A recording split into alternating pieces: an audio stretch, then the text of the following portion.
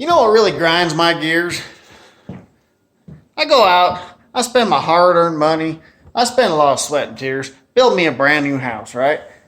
Then I get towards the end of the project, I got a few dollars left, so I put some of these mediocre Frigidaire gallery appliances in, thinking, hey, that's not the cheapest thing I could buy.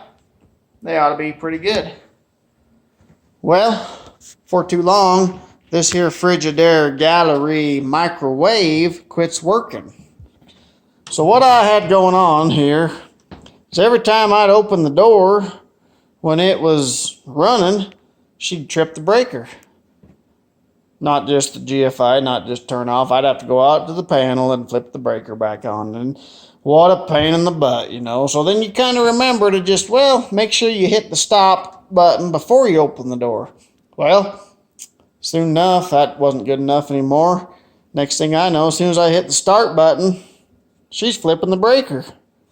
Every time I hit the start button, she flips the breaker.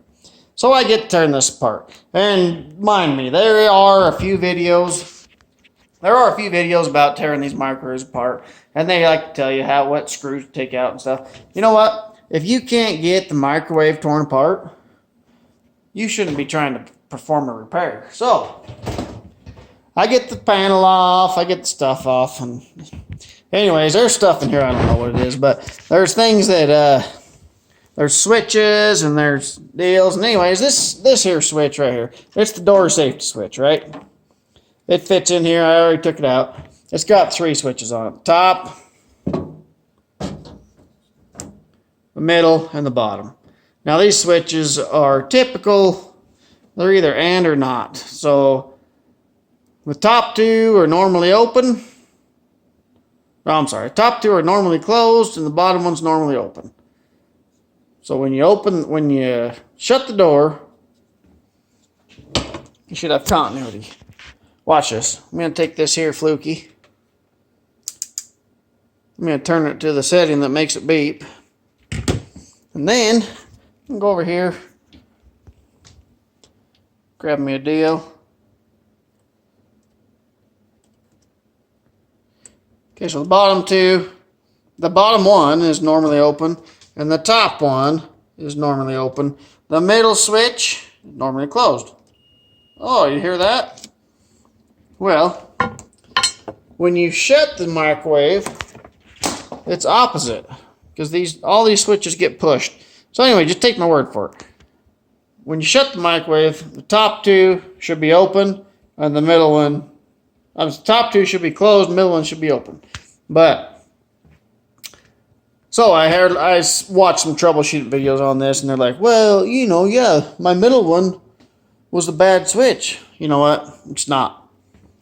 Problem is, these switches are just fine. They're simple. Chinese make them all the time. You go over here to this door, this stuff's flimsy. Okay? So what was happening was my bottom door hinge here wasn't actually hitting my middle switch like it needed to be. It was hitting the bottom and the top. And so whatever. I don't know. A lot of people just throw this away. Whatever. It's a $300 microwave. You do what you want. But I refuse to just believe that things are made this poorly. Well, they are, but so I got myself some JB Weld. I'm pretty sure you could use some Gorilla Epoxy or 5-minute Epoxy, something like that. But I just built this switch up right here a little bit. It's pretty hard to see, but it's the bottom switch on the door. And the top of the switch, the top of the bottom switch has to push this little button. Has to push that little button right there. Well, it wasn't doing it. I checked it a dozen times, and it was shutting the door. It was pushing the bottom button. It was pushing the top button, but it wasn't pushing that middle button. That switch is the second one from the bottom. So the switch is fine. I can test continuity with that switch open or closed, and it's fine. So I got messing around, did a little bit of Afro engineering, and I just built up the bottom of this switch right here with some JB Quick. And like I said, I think that 5-minute epoxy or anything like that would work just good.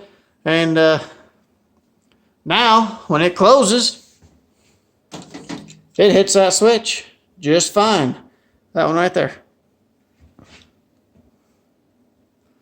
So no more tripping the breaker.